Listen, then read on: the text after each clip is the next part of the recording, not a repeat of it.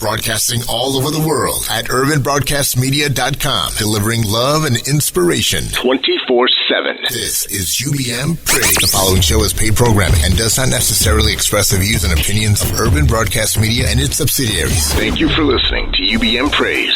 Sir Walter Jones. Who is it? Sir Walter Jones. What's his name? Sir Walter Jones. Whose show is this? Sir Walter Jones. Who is it? Sir Walter Jones. Say it again. Sir Walter Jones. Who you with? Sir Walter Jones. One more again. Sir Walter Jones. The Sir Walter Jones Show with co-host Alvin Carter. We are a Christian talk show in which we tackle all the hot topics in a believer's walk. It's Fireside Friday. Grab a cup of coffee, sit back, relax, and be encouraged in the Lord.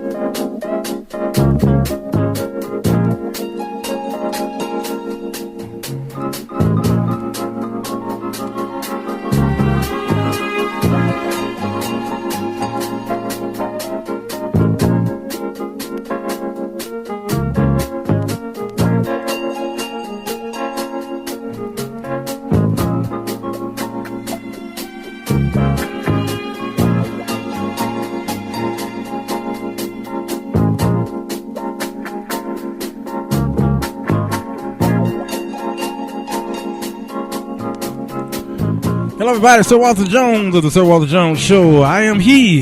Yeah, Papa was a Rolling Stone. Wherever he laid that hat. Man, why did he call it his home? There was something about the songs back then that have these messages. And all of them was not great messages, but they were messages nonetheless. It is Friday, Fireside Friday. We sit around the fireside. Well, if we had a fireplace, we would sit around it. And we talk about stuff dealing with current events of the day, of the week, of the month, maybe of the year. Sometimes things just happen in that morning or this morning. Sometimes things happen the day before. And we just want to talk about it if we're able to insert those things in today's show. We do have planned shows that I have queued up, sometimes a couple days ahead of time. Sometimes I wake up, don't know what I'm going to do for that day, like today. Then I says, you know what, this is what I think I'm going to do.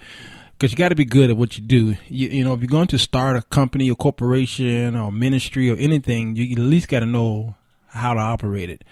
Know when they have the ability to switch lanes when you see approaching traffic, okay? And so, because I have the gift of gab, I have the gift of also the ability to switch at a moment's notice. Today's subject is, where are the Father's songs? Where are the Father's songs?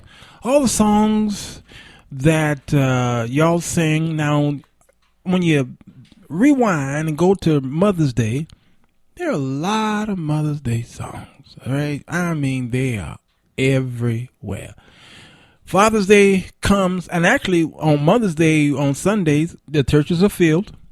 with their children. Okay, we call it CME Day. That's Christmas, Mother's Day, and Easter.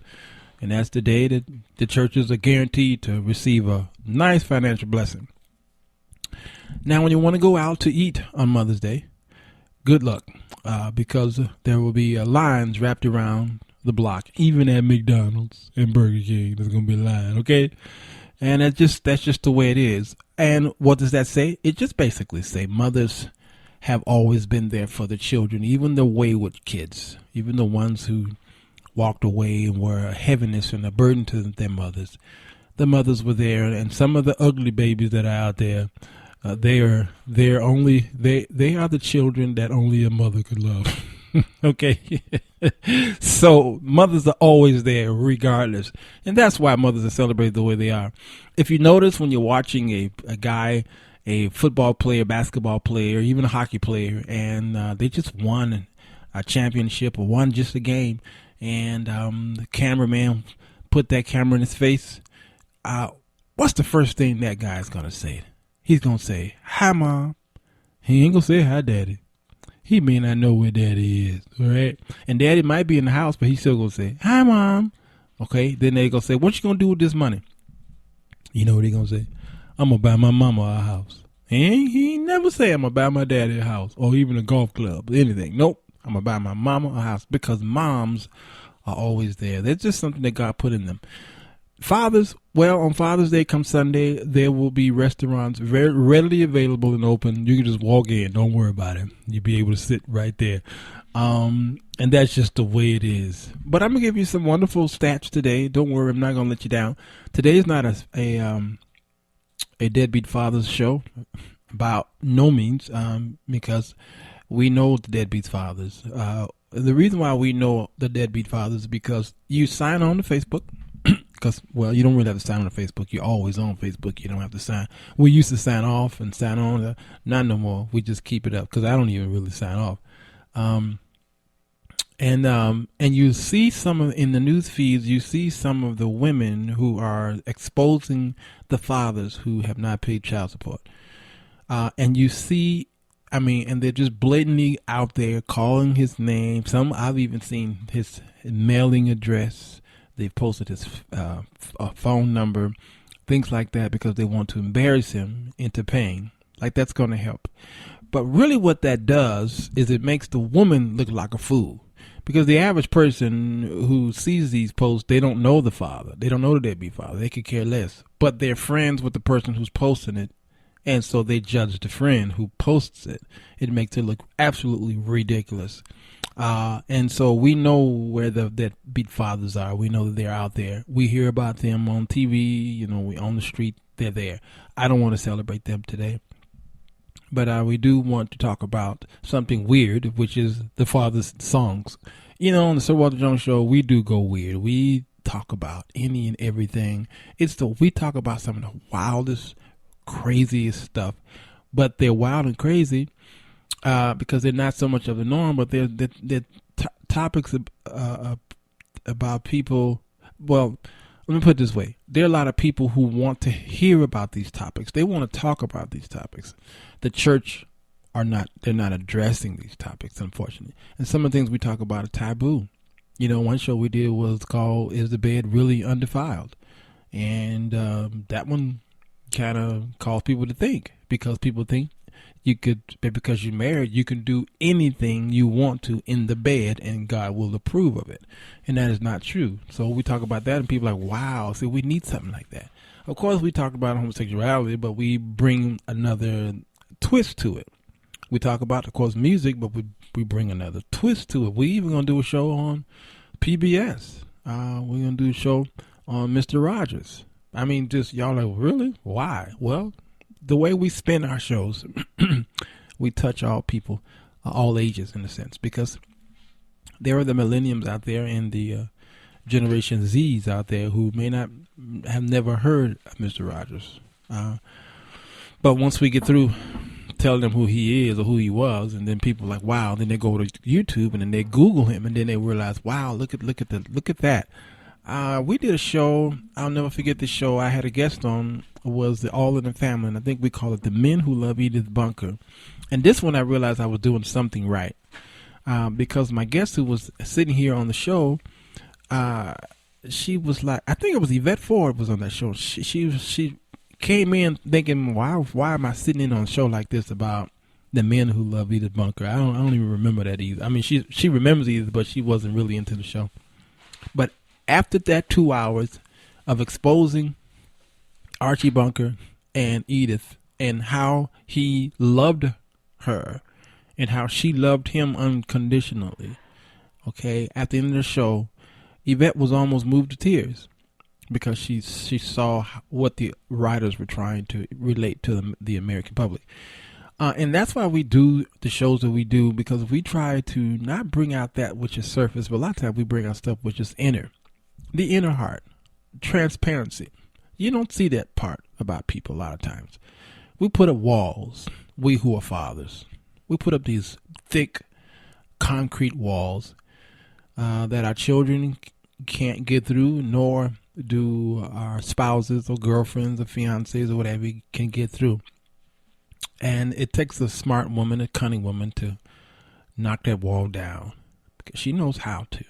Because if you're not doing it, main squeeze or wife, the girl next door, she will, because she knows how. She's been examining him. She's been studying y'all's relationship, and she know what gets him. And that's why you lose him to infidelity and what have you, because someone else is watching him when you decide you don't want to give him any attention. A lot of fathers have left the homes, not because they wanted to. Many of them left the homes because of shame. Many of them was in a home that was not happy. And many men should be blamed. All men should be blamed for leaving, but then there are some women who are the fault. We talked about this on some shows back, where some women are actually responsible for fathers leaving the home. Yeah, we got in trouble for saying that, but one of my guests said it, and I co-signed it. And this is true. We're doing a show Monday and Tuesday about domestic abuse. Monday, we're going to do a show on how men are domestically abused by their ladies. And some people said that's impossible. How can someone that strong be abused by women? Well, you keep tuning in. We're going to talk about it, and I'm going to give you some things that happened to me. And then Tuesday, we have a special guest who's going to call in from out of town and talk about how she was domestically abused by her husband. And the story is going to really shock you, or may not. So we talk about these things. These are taboo things, okay, that we talk about. So today, it's kind of weird, but we're going to talk about where are the father's songs. You guys know many of the songs that are sung out there. There's about 2, maybe 3 positive songs that you hear every year, all right? And sometimes lightly throughout the year. We're actually going to play those 2 or maybe 3 positive songs. And then we have a lot of other songs that it makes you think. Our shows are psychologically based, okay? I do my shows to make you think. We talk about topics, and not the way your pastor or preacher or mom, dad talk about Uncle Bob. Nope, we don't spin it that way. We spin it another way. We're going to the deeper level. As I was learning how to read and not just read the Bible, but study the Bible, because many of us read the Bible, but we don't study it. I learned that there were prophetic steps and levels and depths of Scripture. You can read its surface and it means one thing, but if a person who's prophetic or who has the gift of teaching looks at it, the thicker level, it's like the granite rock. It's like you're walking on your ground, your back in your background, in the backyard on top of the grass. That's how we read the Bible. We're walking on the grass. But under the grass or your sod is soil. And there are some who are very gifted in reading the soil in the Bible, okay? But under that soil is even another type of element, okay? Depending on where you are geographically. It might be granite rock. It might be sand, okay? It might be quicksand. You go deeper than that, and there's different levels under the earth, And that's how some people read the Bible. They can go deeper and deeper in depth into it. Jesus and the disciples had this issue where Jesus used what were called parables and used them for the people with the hopes that the disciples understood. And sometimes they did not understand what he was saying, so they would ask him. And he was like, really? You, the ones who are walking with me, you don't know what I'm saying? And then he had to explain to them. Okay? And so we understand that there's some milk drinkers out there. But those who are meat eaters, they go with us. I checked my Spreaker account. It's about 23,000 hits so far. All right. And it's exciting to know that many people are actually listening into our shows, or they wouldn't hit that play button, and that's from very minimum advertising. We don't even, only place we really advertise is on Facebook from my close friends. Okay. And apparently they must be spreading it. Sometimes some of mine go to Twitter, and I don't have a whole lot of Twitter fans, but I see that people are sharing and they retweet the shows. Okay, and I haven't even opened up my Spreaker account to iTunes yet, because once I go iTunes, and then I qualify for what's called iHeartRadio, and once I get there, oh boy. So we're trying to make sure that we fix whatever problems we have here. Make sure that we're on point. We fact check our shows as much as we can. If I made a mistake today, tomorrow I will fact check it. Well, not tomorrow. Tomorrow's Saturday.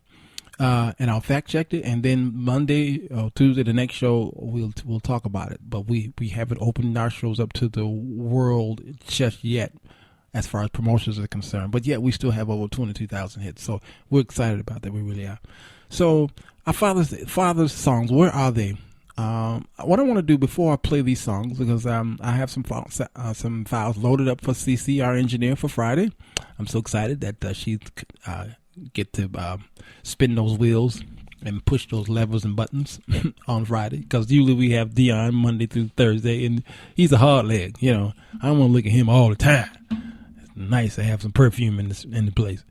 Alvin Carter may or may not be here, depending on how he's feeling, because he's still mourning the passing of his mom. But we are so glad that he was here yesterday and the day before that. So we're just excited that he's back home. But let's talk about the top films about fathers. Let's do that. There are a lot of films out there, and I didn't realize that there are, about dads. Actually, let me see. And I'm going to go this list here. It says the top 20. And let me see if y'all can recognize some of them. One is actually Finding Nemo, which is a cartoon. Never really thought about that being a Father's Day, a father's song, a film, that is. But yeah, 2003, the story of Marlin the clownfish and his quest to find his missing son. Nemo is one of the most moving tale of a father's love to have on screen. And I agree with that. It was an Oscar, Best Animated Feature. Great animation. If you haven't seen it, please do. The next one is called To Kill a Mockingbird, a classic, 1962. I was full grown. I think I was in my late 30s before I even saw the movie. Robert Mulligan's adaptation of Harper Lee's acclaimed book To Kill a Mockingbird outshone all competition at the 1963 Oscars, picking up 3 awards, including Best Actor Gregory Peck. It tells the story of Atticus Finch, a lawyer in Depression-era South who is living 2 worlds. One in which he is defending a black man against undeserved rape charges, and another in which he is a father trying to protect his children against prejudice. Now, this movie needs to be played today, especially because of what just happened this week with the shooting in the AME church. We definitely going to have to do a show next week on that. But the next one's called The Tree of Life in 2011, a story about a family in 1956 Texas that sees their eldest son struggling with his parents' conflicting teachings. Okay, it's Brad Pitt.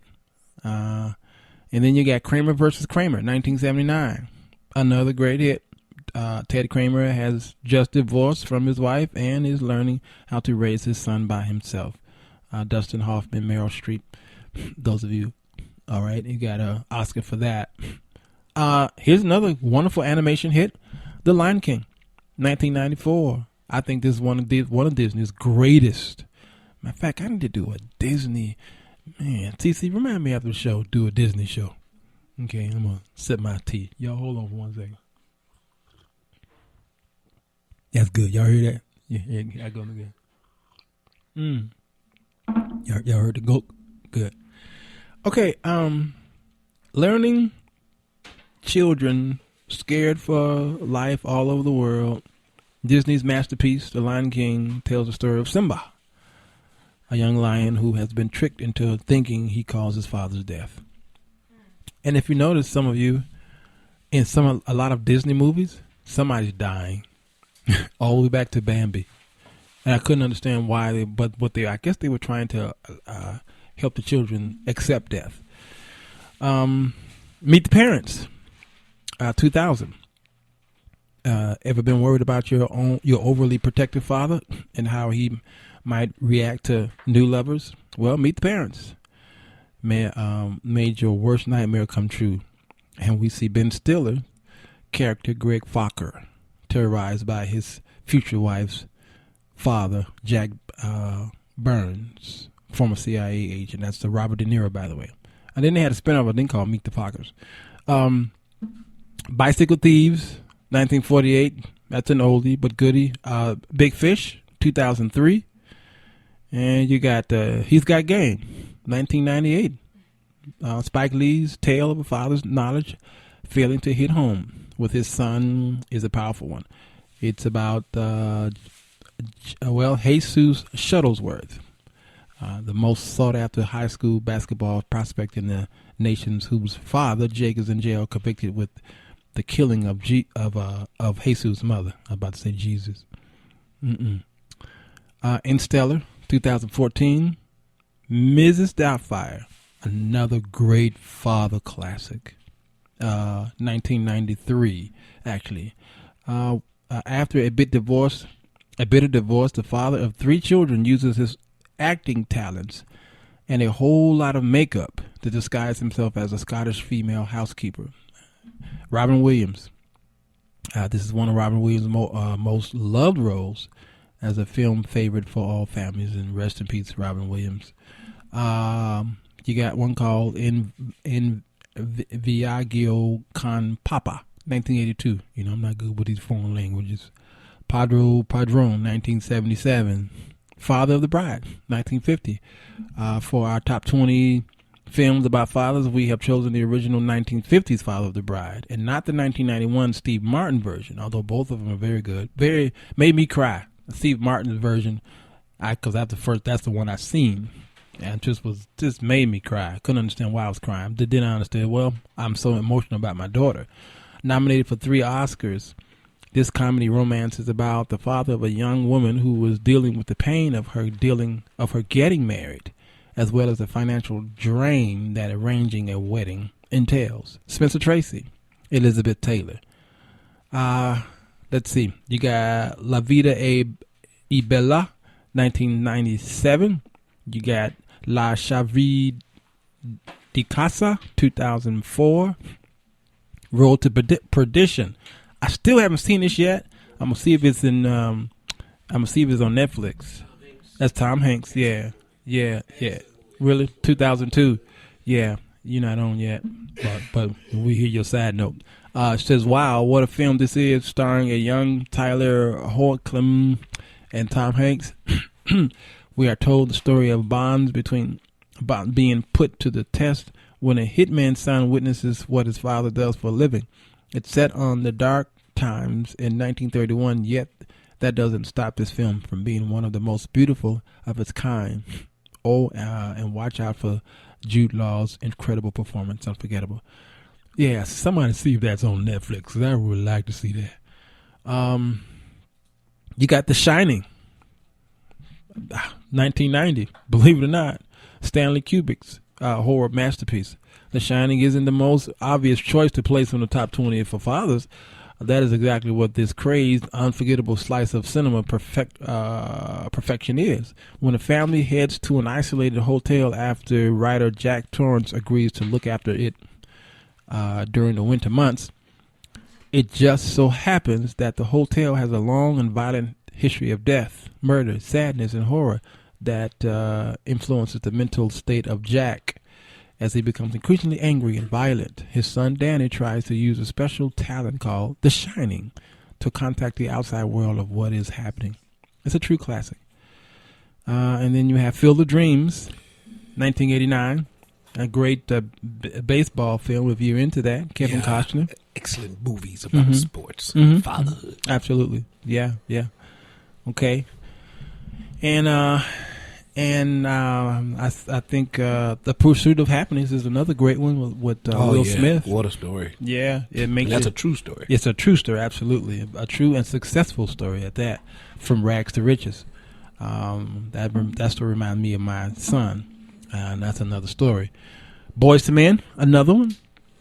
We'll never forget that heart-wrenching story about a father who's trying to protect his son from the fate of I never saw that one. The one who got shot. Oh man, yeah, definitely goes down into the annals of time as being a great black cinema. And Parenthood, Steve Martin. Yeah, Parenthood. So before you got here, we were talking about the films. What about John Q? Oh my goodness! How that should be number one. That should be number one. Mm-hmm. I'm not gonna bury my son. I agree. My son's gonna bury me. As that, he should have got an Academy Award for that. He really should have. He was snubbed for that for sure. All of them. Yeah, that's John Q. Again, another great Denzel Washington movie. Because most of his movies are great, but that one there comes out. Yeah, I boo-hooed on that one. Yeah, I did too. Again, you have to be a father to really understand the pain. Exactly. There's another one, comedy called First Sunday with let's see. Who's the brother who plays Tracy Morgan? Yeah, Tracy Morgan and the ex-rapper. rapper. And who else was that? Well, you had the little short comedian. No, not what's his name? Foot. Well, you had what's the pimp comedian? That's what I'm calling him. I want to say Money Mike, but that's not his name. No. Yeah, that's a character he played once. Help us out, CC. What's the comedian with the hair, the little short pimp, the comedian? Cat Williams. Thank you. Cat Williams. I knew she know. Yeah, that's actually a father's film. Because the reason why he's wanted to rob the church, because he wanted to make sure he had something for his son. His son and his estranged woman was getting ready to leave town. And he needed to be able to. Yeah, yes, that's right. He did not want to lose that relationship with his son. Yes. Yeah. And there's probably many others out there that you guys could think of, but these are the top that come to our minds here. Okay, all right. Now we want to play some songs. What about The Passion? Mel Gibson's The Passion of Christ. Oh, wow. Wow. No, that's good. That's good. That should be number one forever. What a spin. Yes, you are so right. You are so right. Well, I mean, what manner of man is this? That man laid down his life for his friends and his sons. Oh, my goodness.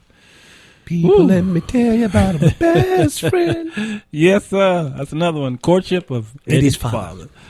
Yeah. And that's, man, I tell you, and that's another thing I should have brought up is the ones Fathers Knows Best. Father Knows Best. Well, and you look at the fathers. Marcus Welby, same guy though, different show. Then you got Bonanza, which is a great story of fatherhood and sonship. Yes. Several times you saw Papa. What's his name? Can't think of the rich folk name now. Anyway, he always came and was to the rescue of his sons. That's right.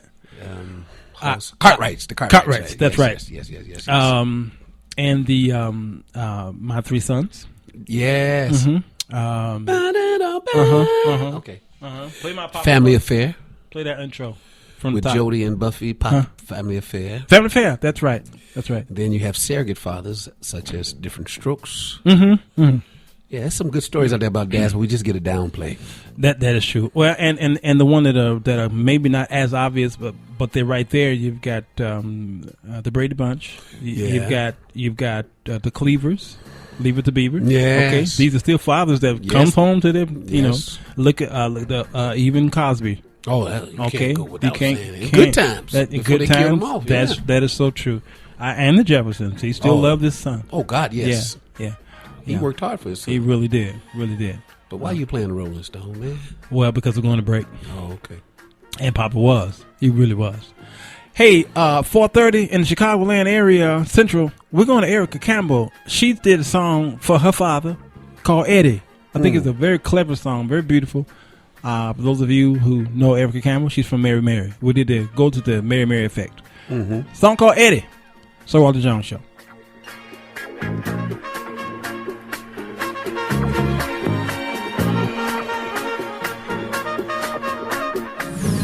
Log on to UrbanBroadcastMedia.com and check out the many services Urban Broadcast Media provides. Whether it's social media, video production, radio broadcasting, or audio recording, we got you covered. The following show is paid programming and does not necessarily express the views and opinions of Urban Broadcast Media and its subsidiaries. Thank you for listening to UBM Praise.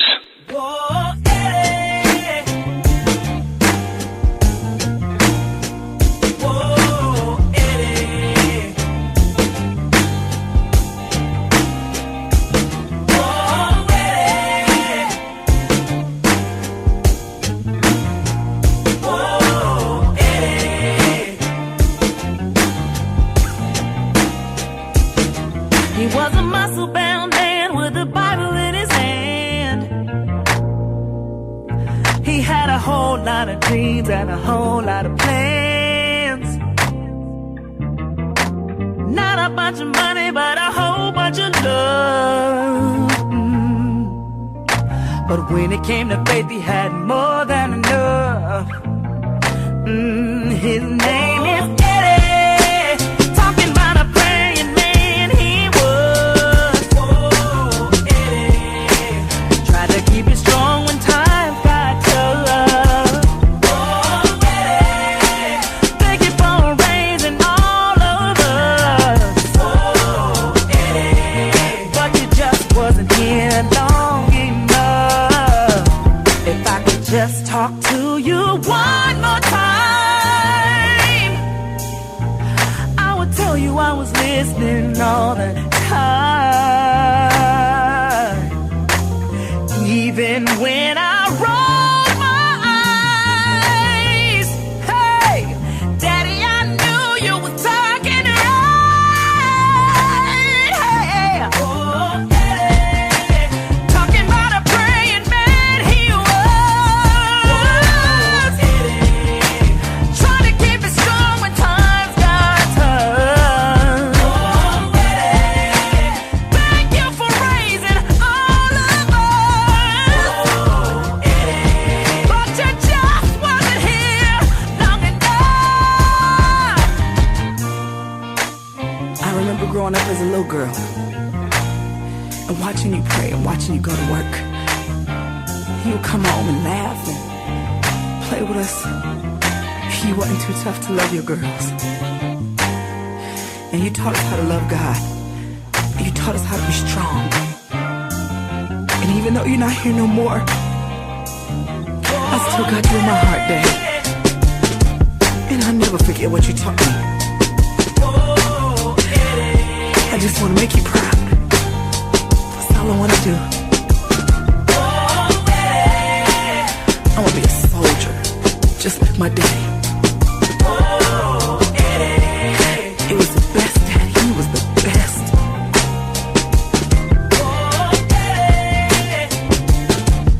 I thank God for you for the rest of my life.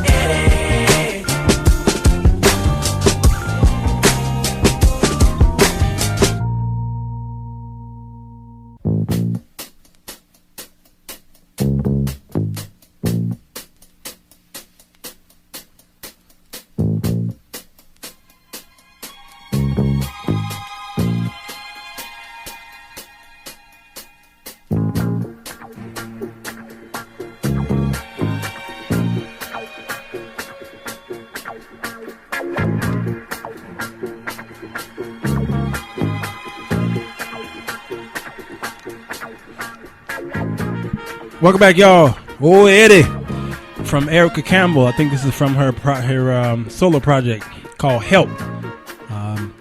Released March 25th, 2014. It is track number 7, I think, something like that. But great rendition, great dedication to her song. Which brings this point to the stage here. I notice a lot of songs that are sung to fathers a lot of them are pain songs. If they're going to be a song about the fathers, it's usually painful. The mother song, not so much. But the fathers, especially if they're sung from a man. And a lot of the songs matter of fact, you won't find too many of the songs that I have chosen sung by women at all. These are all men singing these songs to their fathers. So let's kick this thing off. Now I know you've been hearing the Papa Was a Rolling Stone. Papa Was a Rolling Stone is a strange musical combination, pretty much. It really is. But it's a cute groove, about 12 minutes long, man. Yeah, the longest intro that I've ever heard. Mm-hmm. I could not believe how long. Between that and Shaft, I wonder who has the longest intro. Right, that is true. That's a music show topic. That is. Truly doleful lyrics set to a funky groove. This 1970 dance hit by the Temptations tells the tale of a man discovering that his dad was a lazy, womanizing, good for nothing. The song teaches us that he worked hard to me. Yeah, he did. He was a hard worker. Yeah, he just didn't work idealistically.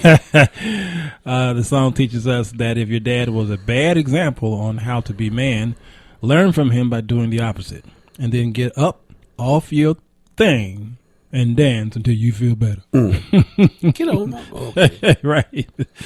Okay. So the relationship between fathers and their children is one of the most important and influential of all human connections.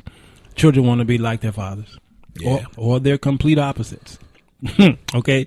They can feel protected, smothered, or abandoned by their dads. Dads can wonder if they're doing fatherhood right, struggle to express their love to their children, or regret the things that they didn't say or do. Anyway you slice it, the father or child relationship can stir up a lot of emotions. So it's no wonder these emotions have sometimes been channeled by musicians into songwriting's gold, in a sense. Fatherhood doesn't get as many songs penned about it as romantic love, to be sure. But there have definitely been some dad-themed gems put out there. Yeah, Luther did a good job. Yeah, well, don't go ahead of me. Oh, I'm sorry. So in honor of Father's Day, he do this every day. See, I'm not sure. Like he think, by now you think I'd prove myself since October that I'm way ahead of him. Even when I asked for his help, he. I don't know what you got. I'm going off the dome. So since you mentioned James Brown, let's go there. Papa didn't take no mess. Oh, he got a couple of Papa songs. Yeah, he do. Mm-hmm, yeah, really? That's right. Mm-hmm. Yeah, let's see this one. This is 1974. It's a funk song performed by James Brown, and believe it or not, it was written by his trombone player, not Maceo, but the other guy, somebody. Okay, an edited version of the song released as a 2-part single in '74 was Brown's final number on R&B hit and peaked at number 31 on the Hot 100. The full-length version, nearly 14 minutes long, appeared on the double album. Like the Paycheck, Papa Don't Take No Mess was originally recorded for a rejected soundtrack to the blaxploitation film called Hell Up in Harlem. Turn it up.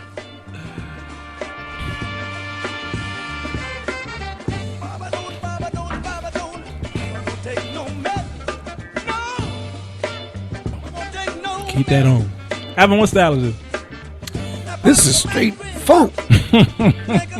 That was a dumb question, wasn't it? Straight funk. Well, today it will be Steppers music. It would be Steppers. Yeah. This would be Steppers music today. That's true. Yeah.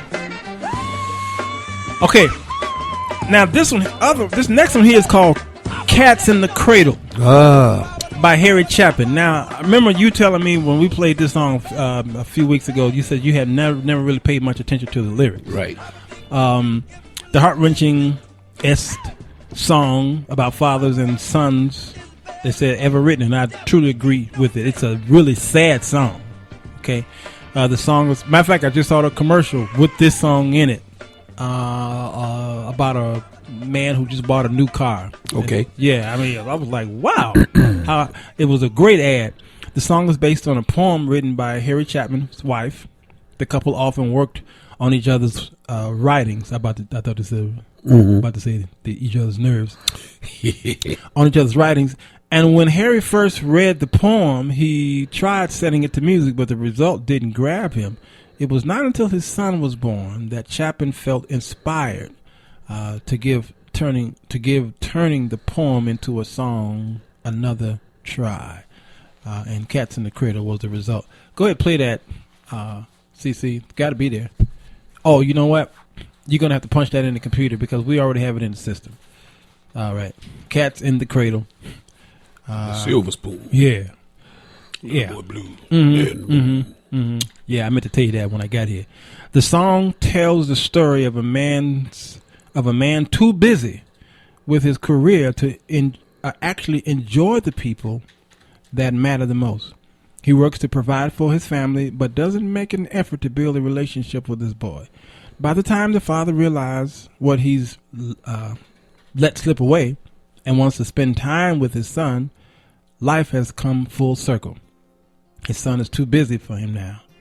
My boy was just like me. Says every time I hear this song, I start reflecting on the time I spent with my own boy and how quick he's going to grow up. Turn it up. He learned to walk while I was away, and he was talking for I knew it. And as he grew, he'd say, I'm gonna be like you, Dad. You know I'm gonna be like you. And the cats in the cradle and the silver spoon, little boy blue and the man on the moon. When you're coming home, Dad, I don't know when, but we'll get together then. You know we'll have a good time. Same drum groove to Queens, We Will Rock You. Yep, same one, ain't it? So it is. My son turned 10 just the other day. He said, thanks for the ball, Dad, come on, let's play. Can you teach me to throw? I said, not today, I got a lot to do. He said, that's okay. And then he walked away, but his smile never dimmed. Said, I'm gonna be like him. Yeah, you know I'm gonna be like him. Okay, so that's him telling a story about his son growing up and he having no time. And I love the spin on it at the end where the son now he's growing up. He's grown now. The son is. He has no time for Dad. He has no time for Dad. Then the son gets married, have a child, and he has no time for the father. And then Harry says at the end of the song, my boy grew up to be just like me. You know, just sad. And again, it made me reflect. It really did, because I had a moment with my son too, like that, in a sense where I didn't always go to his ball games. I couldn't, you know. Yeah, I know of guys who have that complaint about their dad's not being there in the stands with them, and the dad's not being able, you know. And you hear father say, "I teach you the sport," but you get on TV and you say, "Hi, Mom." And you think about it. We just said that. Oh, I'm sorry. But that's good. Because she's there. Mm-hmm. She's there at the game. Mm-hmm. She's there, you know. He had to work to pay the fees for you to be on the team. So we get a raw deal as men, because we do. You have to put the time in to provide, and then you have to provide the time and make it happen to offer that love and concern. That's good. I think that's when Sundays are most important. Yeah, because you need that day, Sunday. Yes, Sunday. Oh man, you know, poetic. Yes, you need that day at least twice a month to say, you know what, y'all kids, let's kick it. Yeah, that is true. They need that time. They do. I make time if it's nothing but 20, 30 minutes on a couple of days a week, just to say what's up, what's on y'all mind, what's going on. Yeah. Go to the Winstons, a song called "Color Him Father." I remember Sundays, my father waking us up, and we all were in the kitchen making breakfast. And we all had to sit at the table together. Nobody could take their plate and go into the bedroom, go into the living room. No TV was on Sunday morning. My father had all all 9 of us sitting at the table eating together, and that was every single week. Faithfully. That's a big table. We had a big table. A lot of y'all. Oh, trust me, our table had an extension to it. It had that middle extension you pull that out. Leaf, That leaf. Oh yeah, we had to. And my dad, I'm glad he did that, because then when I started raising my kids, it was the same way. Yeah, you set the tradition. Absolutely. This is another hit here. Color Him Father. Stepfathers. This is about stepfathers. Stepfathers often fill the role of the evil villains in books, movies, and music. The Winston's 1969 hit, Color Him Father, is a refreshing exception. The sentimental soul song was about a young boy's love for a super stepdad who married his widowed mother and took on the father's role for 7 children that weren't biologically his. The man in his Color Him Father exemplifies the art of dadlessness. He worked hard for his family, takes an active role in parenting, and loves his children's mother. Now that's a hero there, man. Yeah. That's a hero. Yeah, that's a hero. Yeah. Superman. Superman put an S on his chest. Put an S on his chest. Give 7 him children. Man. 7 children. That's not yours. 7. And not yours. 7. That's a lot of children. Let's go to yours, but they ain't not yours. Will Smith. Will Smith does a remake. She better not ever tell him no. That's true. 7 times 7. She better say no yes. headache, right? Headache, shoot. How many times I gotta say yes? 7 times 7. Every day. Yeah. This song here is a remake. Of course, Will Smith did a lot of remakes. Just the Two of Us.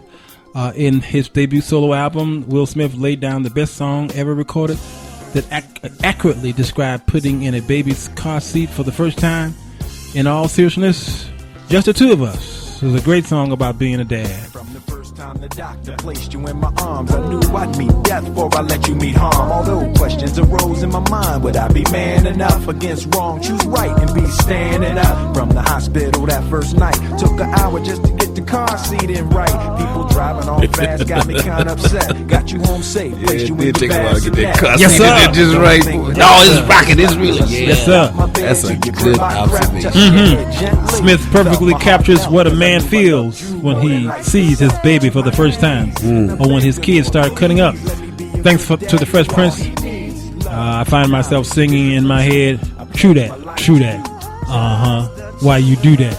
I try to be a tough dad, but you be making me laugh whenever Gus gets into mischief. Just the Two of Us, Will Smith. We're going to Johnny Cash, believe it or not. Johnny Cash got a song called A Boy Named Sue. Yeah, sometimes an epic bar brawl is just a thing a father and son need to mend their relationship. You know what? Strangely enough, sometimes a good old-fashioned wrestling match with your son is fun. I've done it. I've done it with my son. I'll never do it again because I'm still... I can't do it no more. You see my son, he's big as me. Man. My son almost broke my arm and said, nope, no more. Yeah, that had to hurt him now, just to let him know. He run and hid, but the meanest thing that he ever did was before he left, he went and named me Sue. Oh, wow. Well, he must have thought that it was quite a joke, and it got a lot of laughs from lots of folks. It seems I had to fight my whole life through. Some gal would giggle and I'd get red, and some guy'd laugh and I'd bust his head. I'll tell you, life ain't easy for a boy named Sue.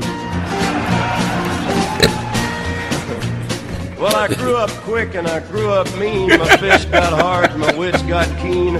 Roamed from town to town to hide my shame. Poetry and the story. Yes. But I made me a vow to the moon and stars. I'd search the honky-tonks and bars and kill that man that give me that awful name. Well, it was Gatlinburg in mid-July, and I'd just hit town and my throat was dry. I thought I'd stop and have myself a brew. At an old Johnny Cash saloon was the on first the street of rapper Bud, because he sure there ain't a saying table nothing full yet. stud, such a dirty mangy dog that named me Sue. Well, I knew that snake was my own sweet dad from a worn-out picture that my mother'd had, and I knew that scar on his cheek and his evil eye. He was big and bent and gray and old, and I looked at him and my blood ran cold, and I said, "My name is Sue. How do you do? Now you gonna die." Yeah, that's what I told him. So they start fighting. Okay. Well, I hit him hard right between the eyes, and he went down, but to my surprise, come up with a knife and cut off a piece of my ear. Well, I busted a chair right across his teeth, and we crashed through the wall and into the street, kicking and gouging in the mud and the blood and the beer. I tell you, I fought That tougher really ain't men, funny, but it I really sounds funny. can't remember when. He kicked like a mule and he bit like a crocodile. Ooh, kick and bite. I heard him laugh and then I heard him cuss, and he went for his gun. I pulled mine first. He stood there looking at me, and I saw him smile. And he said, "Son, this world is rough, and if a man's gonna make it, he's gotta be tough. And I know I wouldn't be there to help you along. So I give you that name, and I knew it said had to be a goodbye. I boy. knew you'd have to get tough or die. And it's that name that helped to make you strong." Yeah. He said, "Now you just fought one hell of a fight, and I know you hate me and you got the right to kill me now, and I wouldn't blame you if you do. But you ought to thank me before I die for the gravel in your guts and the spit in your eye, because I'm the son of a bitch that named you Sue." I didn't know that line was in there. Yeah, well, you told me to keep playing it. Well, I'm just saying, I knew there had to be a moral behind the story. Right, They right. need to hear the flip on it. Okay, Yeah, all yeah. right. I Good knew there had stuff. to be a flip. But I got to download that. Yeah. That's one of my As favorites. old as it is definitely. I've never heard it funny song. before. That's what I'm saying. He said, "I named you Sue to toughen you up." Because I knew I couldn't be there to do it, so the name did it. Yes, sir. Woo. That's deep. I guess that's why I'm Alvin, because I hated that name growing up. Did you really? Yeah, my dad named me that. Wow. Well, my mother would have named me Clarence, and I would have had another image to live up to. So I guess Oh, a chipmunk is better than a blind blues singer. Right. Let's go to "Daughters" by John Mayer. Clarence Carter, oh Lord. An amazing song. I can never not think about my daughter with this song here. It is the third single from Heavier Things, the 2003 studio album from blues rock singer-songwriter John Mayer. The critically acclaimed song won numerous awards. "Daughters" is an admonition to fathers, and to a lesser extent mothers, to nurture their daughters in their childhood. Oh, I love this. Color inside of my world, but she's just like a maze where all of the walls are continually change. And I've done all I can to stand on the steps with my heart in my hand. Now I'm starting to see maybe it's got nothing to do with me. Fathers, be good to your daughters. Daughters will love like you do. Girls become lovers who turn into mothers. So mothers, be good to your daughters too. So "Daughters" is an admonition, to the fathers again To get to them daughters. Yeah, to nurture their daughters in their childhood, because the relationship will affect their future relationships with men. Yes. As adults. He uses his own troubled lover to illustrate his belief. Mayer has, at various times, told different and sometimes conflicting stories as to the inspiration of this song, ranging from MTV's Real World in a serious morning mashup show interview that was aired on 2002 to an unnamed ex-girlfriend. In 2010 on VH1's Storytellers, Mayer stated that he wrote the song about an ex-girlfriend who had trust issues because of her absent father, which led to the decline and eventual split of their relationship. Okay, and these are just some of the wonderful pieces, the tidbits of history on these songs. Let's go to Horace Silver. Oh, yeah. This song is called "Song for My Father." Yes, I love this song. Yeah, and this is those of you who are jazz lovers like myself. Art Lewis out there, who was a trumpet player. Well, he plays the what's that Chuck Mangione horn? Trumpet. The flugelhorn. Oh. Yeah. And 1964, Songs for My Father is a 1965 album by the Horace Silver Quintet, released on the Blue Note label in 1965. The album was inspired by a trip that Silver had made to Brazil. The cover artwork features a photograph of Silver's father, John Tavares Silver, to whom this title song was dedicated. He says, "My mother was of Irish and Negro descent, my father of Portuguese origin." Silver recalls in the liner notes, he was born of the island of Mayo on the Cape Verdes Island, or Verdes, so depending on who says it, because if I say it, I'm going to say it wrong. Horace Silver, Songs for My Father. I heard on a jazz station they put lyrics to it. They did? Yeah. Wow. But it ain't. It just doesn't. It kind of. Kind of hit and miss. Because it changed the flavor into come to sugar. Oh, wow. They tried. Yeah. Let's go to Patches. Now this song here I had never heard in my life, but it was kind of interesting. It's from Clarence Carter. Yeah. I'm so glad I didn't get that name. Yeah, me too. Turn it up. Down inside, he was hurt because he'd done all he could. My papa was a great old man. I can see him with a shovel in his hand. See, education he never had. He did wonders when the times got bad. The little money from the crops he raised barely paid the bills we made.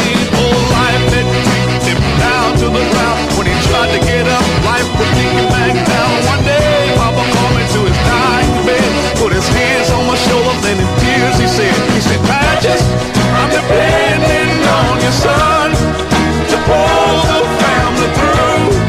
My son is all left up to you." Art says he loves his cut.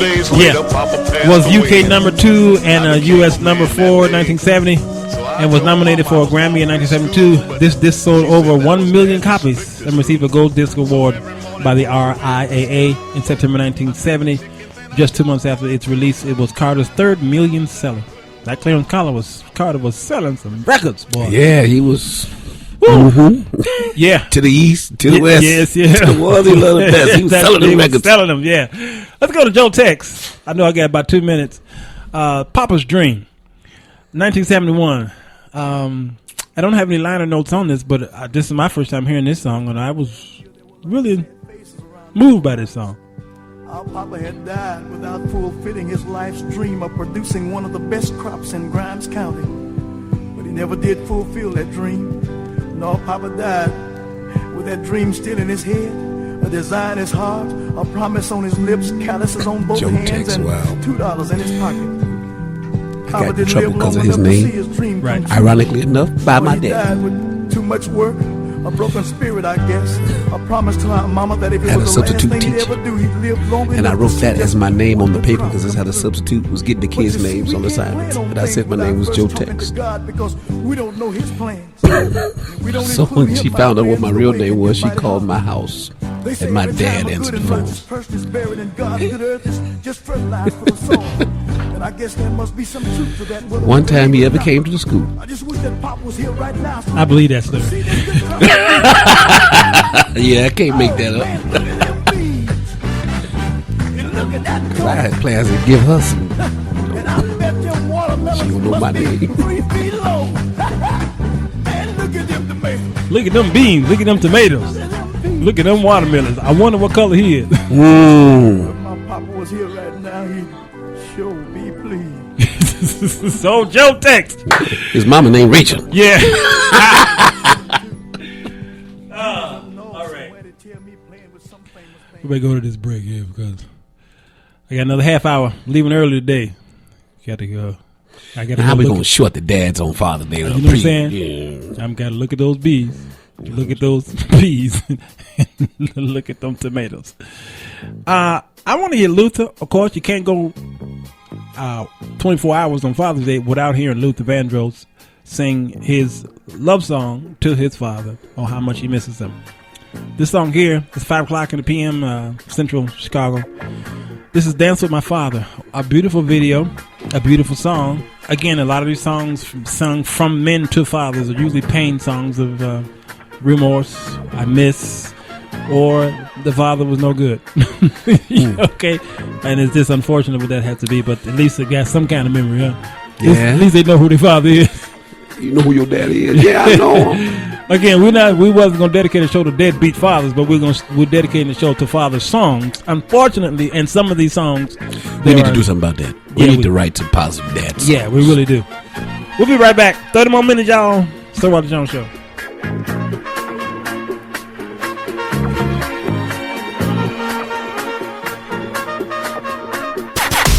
Broadcasting all over the world at urbanbroadcastmedia.com, delivering love and inspiration 24/7. This is UBM Praise. The following show is paid programming and does not necessarily express the views and opinions of Urban Broadcast Media and its subsidiaries. Thank you for listening to UBM Praise. Let's go. Sir Walter Jones. Who is it? Sir Walter Jones. What's his name? Sir Walter Jones. Whose show is this? Sir Walter Jones. Who is it? Sir Walter Jones. Say it again. Sir Walter Jones. Who you with? Sir Walter Jones. One more again. Sir Walter Jones. The Sir Walter Jones Show with co-host Alvin Carter. We are a Christian talk show in which we tackle all the hot topics in a believer's walk. It's Fireside Friday. Grab a cup of coffee, sit back, relax, and be encouraged in the Lord.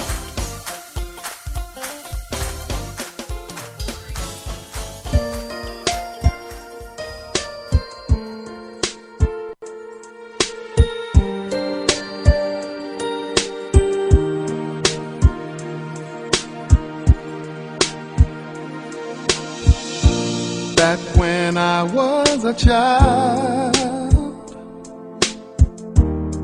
before life removed all the innocence, my father would lift me high and dance with my mother and me, and then spin me around till I fell asleep. Then up the stairs he would carry me, and I knew for sure I was loved. If I could get another chance, another walk, another dance with him, I'd play a song that would never ever end. How I'd love, love, love to dance with my father again. Ooh.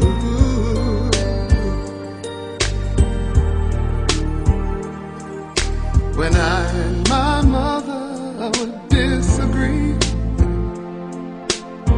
to get my way I would run from her to him. He'd make me laugh just to comfort me, yeah, yeah. Then finally make me do just what my mama said. Later that night when I was asleep, he left $1 under my sheet. Never dreamed that he would be gone from me. If I could steal one final glance, one final step, one final dance with him, I'd play a song that would never ever end. 'Cause I'd love, love, love to dance with my father again. Sometimes I'd listen outside her door, and I'd hear how my mother cried for him. I pray for her even more than me.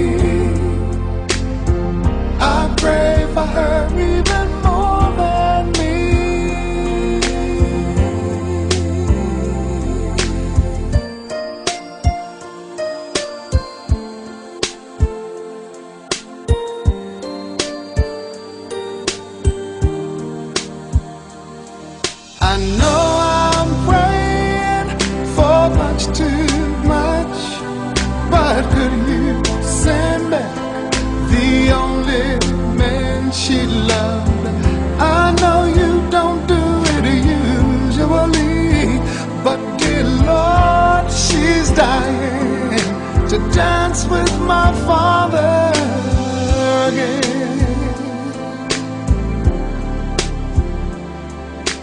Every night I fall asleep, and this is all I ever dream.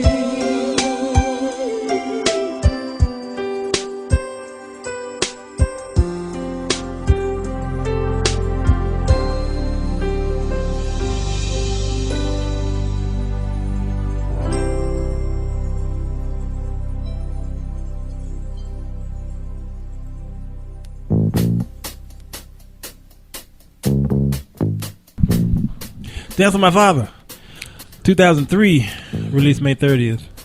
Man, that long ago, wow. Yeah, man. It's a title track to singer-songwriter Luther Vandross' 13th studio album. That's a lot of albums. 13 studio albums, wow. With Richard Marx. Did he ever do live? Did he ever do a live recording? I don't know. Video, yes. Vandross wrote the song based on his personal experience. Its heart-touching lyrics recall childhood memories with Vandross' father, who used to dance with him, and his mother.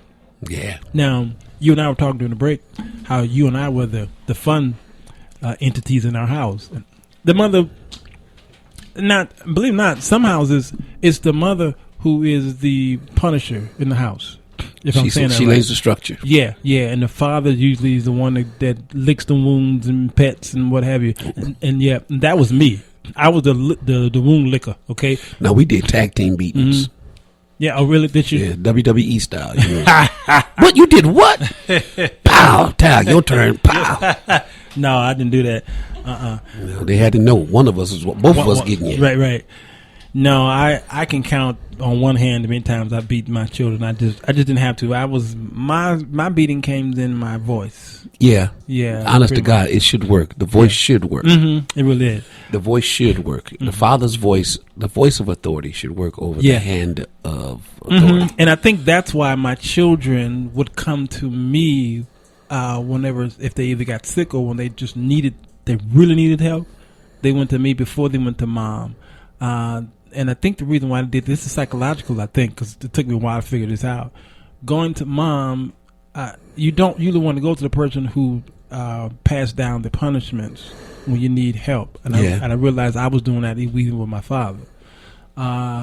Even though mama could have helped them and helped them quicker, they still said, no, I'm going to go to the one that's a little more kids are slick. They figure who's the easiest one to get what I need from. That's what that is. Yep. And they went to me because they know that I was a sucker. That's a pushover. He's a pushover. Yeah. But they respected my authority, and they knew when I was serious, and they knew when I was playing. Yes. You know what I'm saying? And I think you run your house the way you want to run your house, mother and father. That's the way, if it works right. If the mother is the spanker, then if that works, that let it be there. Because I talk to my friends, and I'm usually amazed how the mother did a lot of the spanking, but in my house, my mama did no spanking whatsoever. It was my father. We were a lot of boys though too. Yeah. So coming up like that, seeing other families where mama did the spanking, it surprised all my brothers. It surprised us all. You know, we had never seen that. But the girls came later down the road, right? Oh, much later, yeah. See, so it was a house full of boys. Mom is gonna let dad handle that. Yeah, when the girls came, then mama, she took care told of them girls off. Yeah, come here. Oh, yeah, I got you. Yeah, girls get it from mama. Hey, let's go to George Franklin Smallwood and Marsh Mellow. I thought Smallwood's name was Richard. Right, that's what I thought. Well, that's the name. George Franklin Smallwood and Marshmallow Band, 1981. Yes, size does matter. I love my father. I love my daddy. I was wondering that was going to come out there. I was waiting that you going to go Candace. Yeah, man. Yeah. I didn't have time to do it, but hello, mother, or hello, father. That's another good one. Let's see what this one is all about.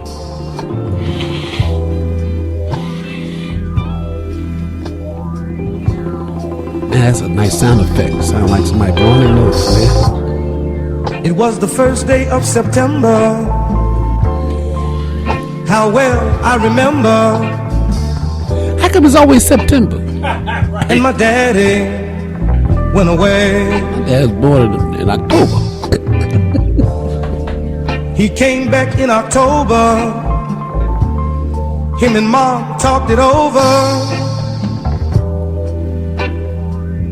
then he went away. He gone. You know what I'm saying? Yeah. I love my father and everything that the man stood for. Oh, yeah. Hey, where you find this song? I have no idea. I dug my daddy. But apparently, it was a small hit back in the day. If he had, he would have given me more, much more than this. Sad, ain't it? But here's a song that I never heard. Came out 2008. When I saw it, I said, "Oh my God, this is beautiful."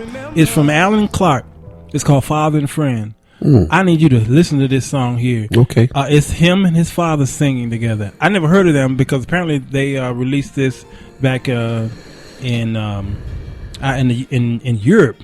Oh. It's singing by Dutch artist. He's a Dutch. Yeah. Turn it up. Yeah, I can hear the wooden shoes. Yeah. Shut up. No, nothing that I wanna say I haven't said before, but to use your words, you can never be too sure. See, even though I don't always show, I'm glad that you're around. Said I'm glad that you're around. Oh, son, it's so strange to hear and see. This is father singing. Someone so different is a soul like me. You may have gone right where I He sounds like that quartet guy. No, but it's a pop artist too. Even though I don't always show, I'm not that you're my son. What's his name? Having a number time. Old days and all of the new, wanting to be like you. Every time I look at you, oh yeah, I see myself. I'm so proud of you, for you help make me. And this song has the same kind of groove to it. Really? I'm just so proud. Yeah. I really It's like nothing this like hearing your dad tell him proud of you. Man, I really like this. That's worth the paycheck. Yes, sir. Look at the OJ's father son act. Oh, yeah, my they God. did Women That's Need My Knee. heartbreaking. Yeah, Man. yeah. This is. I definitely this is gonna be in my regular rotation. I love this song. I just heard it today for the first time. And Yeah, that's the a nice video is song. beautiful. Just him and his father in front of the camera. They hugging each other and just singing in each other's face. It's beautiful. Okay. So these are the selections that I have, and I do have an outro called "The Living Years." It's going to be a familiar song for those of you who are above 40 years old. Okay, by Mike and the Mechanics. Great song, but we did do a show about the myth of about absent black fathers. Hey, that's a myth for real. Okay, the Center for Disease Control, CDC, recently published new data on the role that American fathers play in parenting their children. Most of the CDC's previous research on families, which the agency explores as an important contributor to public health and child development, has focused exclusively on mothers. But the latest data finds that the stereotypical gender imbalance in this area doesn't hold true. And dads are just as hands-on when it comes to raising their kids. Yeah. Okay. That includes African American fathers, and the stats on African American fathers are so encouraging. It's amazing. In fact, it in its coverage of the study, the Los Angeles Times noted that the results defy stereotypes about the black fatherhood because the CDC found that black dads are more involved with their kids on a daily basis than dads from other racial groups. And I'm looking here from the ages of 5 to 18. They have what's called they have Latino, they have white, and then they have black. Okay, and so from the age of 5 to 18, the dads who ate meals with their children every day. Now the white fathers were 71%. So the Latinos ate with their children more than the whites and the blacks. Okay, 71%, whites 64%, and blacks 61%. Then it says the fathers who took the children to or from activities daily, ball or playing or whatever. Okay. Mm-hmm. Hispanics, 22%. Whites, 19%. But blacks, 27%. Okay. Okay. The fathers who talk to their children about their day, and trust me, that's not easy for fathers to do. No. Well, Hispanics, 63%. And and whites and blacks are tied. Actually, blacks beat them by 0.4%. Mm-hmm. Okay. And the one that's very encouraging here, the last one, is the fathers who help their children with homework or check that they finished it daily. Hispanics are 29%, whites are 28%, but blacks are a whopping 40%. Wow. Mm-hmm. Surprising to me. Absolutely. Where they getting their data from? CDC, they're very reputable. Who they talking to, though? Well, apparently... What region? You know it's in here, by most measures, black families are just as involved. Let's see, according to a new report by the National Center... Right, and I'm trying to figure out who were they polling?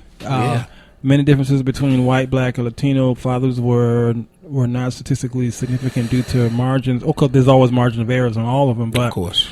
Apparently... I'm glad that's their finding. I would think it's through social work, through the what's this agency here who look after the children? DCFS. DCFS, okay, which we call it here. The child services usually in other states, okay. And I would think through social work they know if the fathers. Now it's not saying that these fathers are in the home. No, they're just very involved. Yes, because the mamas. I have a lot of lady friends who are single mothers, and they'll say, I'll get back with you tomorrow because I'm dropping my child. Guess where? At his daddy's house. There you go. See what I'm saying? So the fathers are very, very much involved in the children's lives. And we'll always look at the ones who are not paying. And that changes the stigma of single parenting. Of course it does. Because you're technically not a single parent. You're just a parent that's single, but the kid has both parents. Yep. Both parents are still in the lives. And the fathers really, we look at the fathers that are in jail.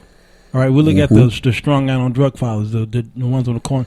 And you'd be surprised how even the ones in jail, the children are still in their lives because the mother is bringing them up to the jail to visit, or the father is requesting visitation, or writing them. Okay, even the drunk on the corner. I've heard many of them say, "Yeah, man, I gotta go see my little boy." Okay, and he'll dig in his pocket and pull out a picture. Okay, believe it or not. So we look at those stereotypes thinking, oh, they can't be in their children's life, and that is not true. And then you got to talk to some of the school teachers. You got to find out, if it looks like this wayward kid, you know that there is just a mom at home. It's funny you mentioned that. Okay. I had a serious behavior problem student this year. His dad was always the one to come to the school, not his mom. I said, I need to talk to your mama because your daddy letting you get over. Ain't that something? Then his daddy said, listen, I'm tired of you calling me. Do what you got to do, man. I know you ain't finna hurt my son. Wow. I said, mama would have never told me. Never. Yep. Well, I was the one that went up to the school every day. Okay, that's the way it was. Well, and one reason was because of convenience, because I worked at night, she worked in the day. Right. She could not do it.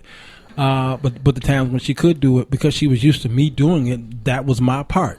Yeah, she let me have that part, and I took pride in doing that. So after we divorced, I still was very, very present as much as I could. You see what I'm saying? Yes. Because there was a love. Now, again, we know that there are deadbeat fathers out there. We're not going to highlight on them today, and we know they're out there.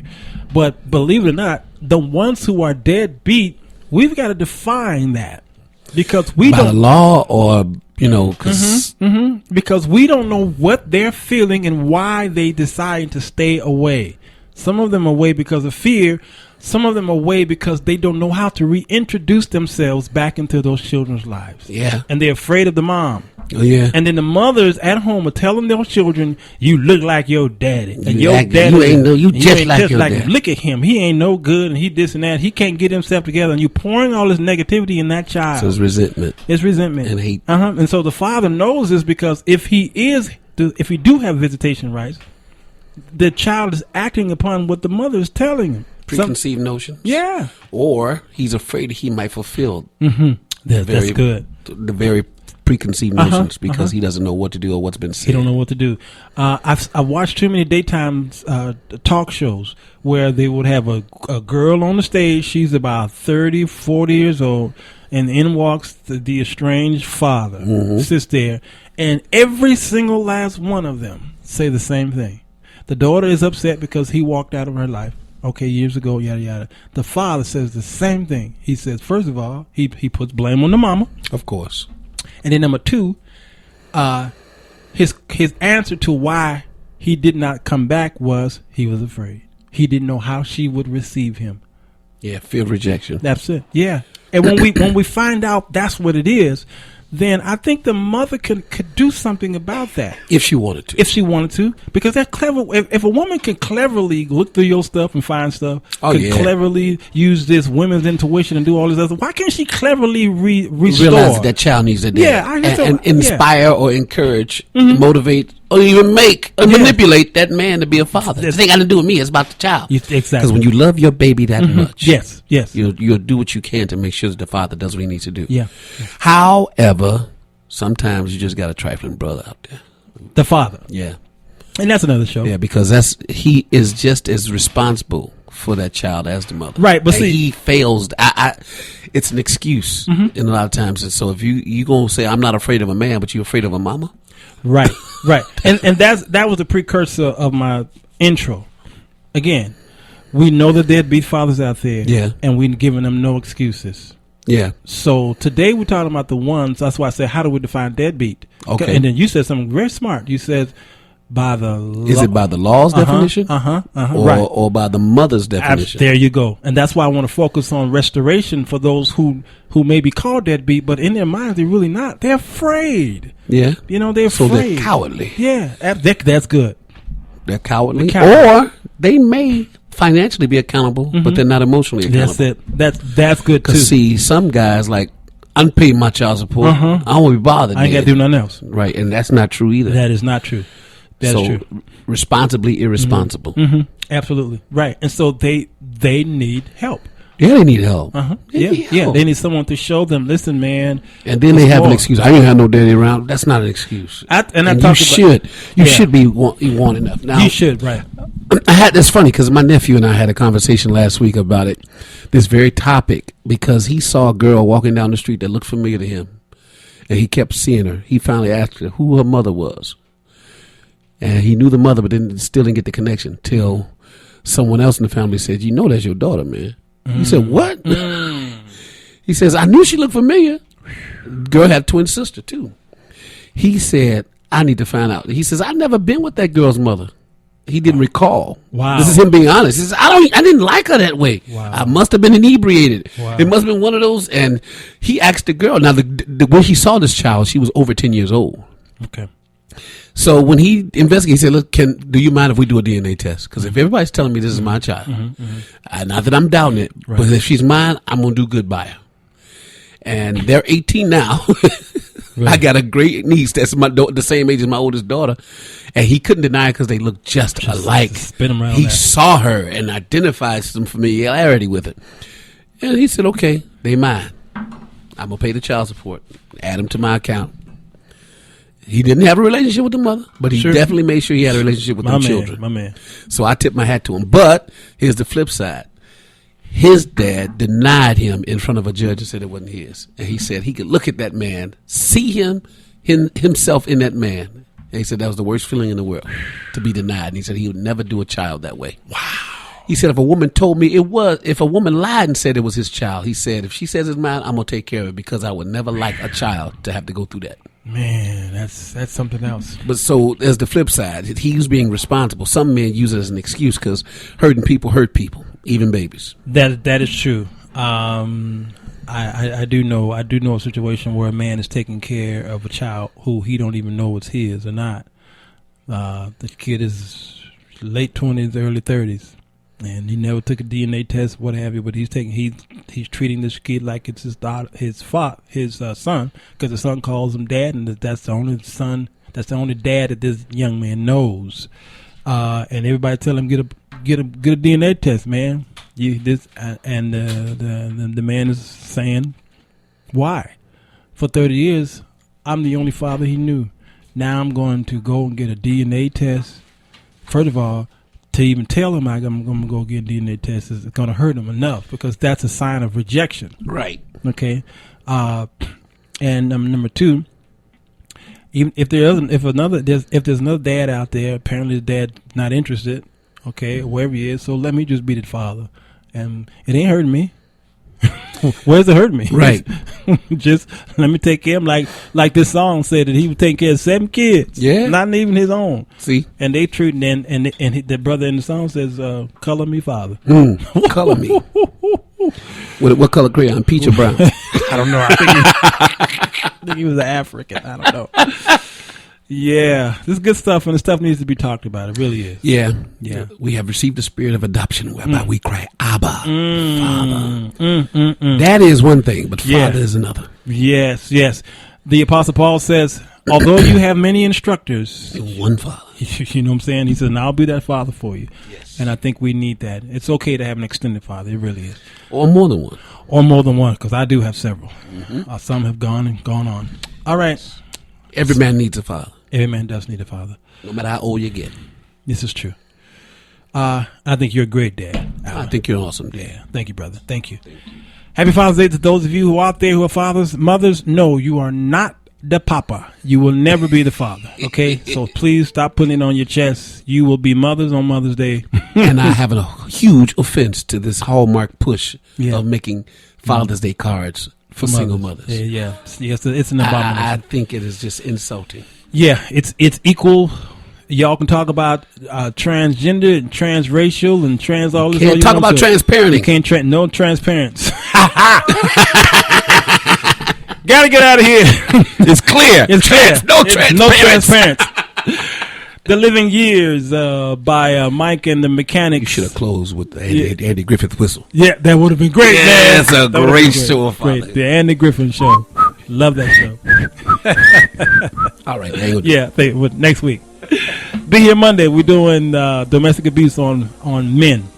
And then Tuesday, domestic abuse on women. I got a controversy corner for that. I know you do. Yes, sir. Welcome back, Carter. Welcome back. Gotta go. Thank you, CC. So Walter Jones Show.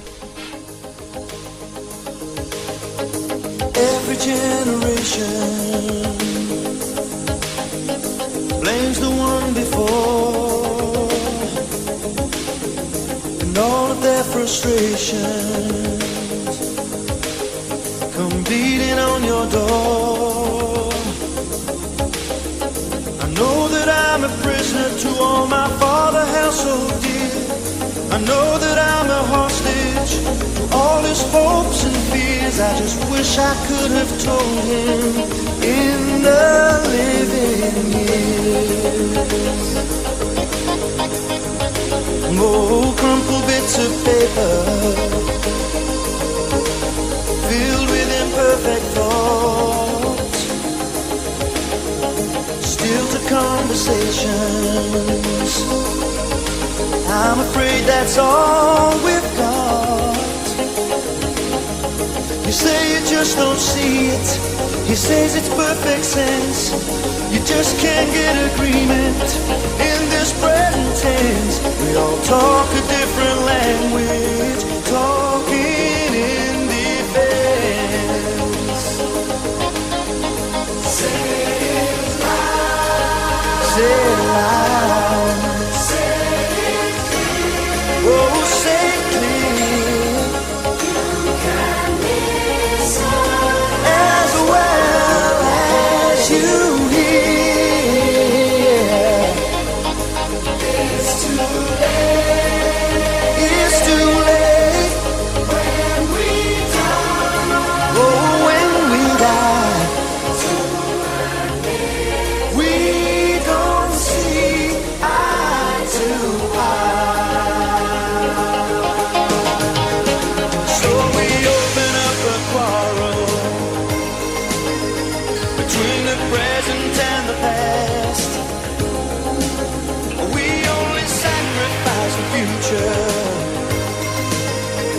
It's the bitterness that lasts. So don't yield to the fortunes you sometimes see as fate. It may have a new perspective on a different day. And if you don't give up and don't give in, you may just be okay. So say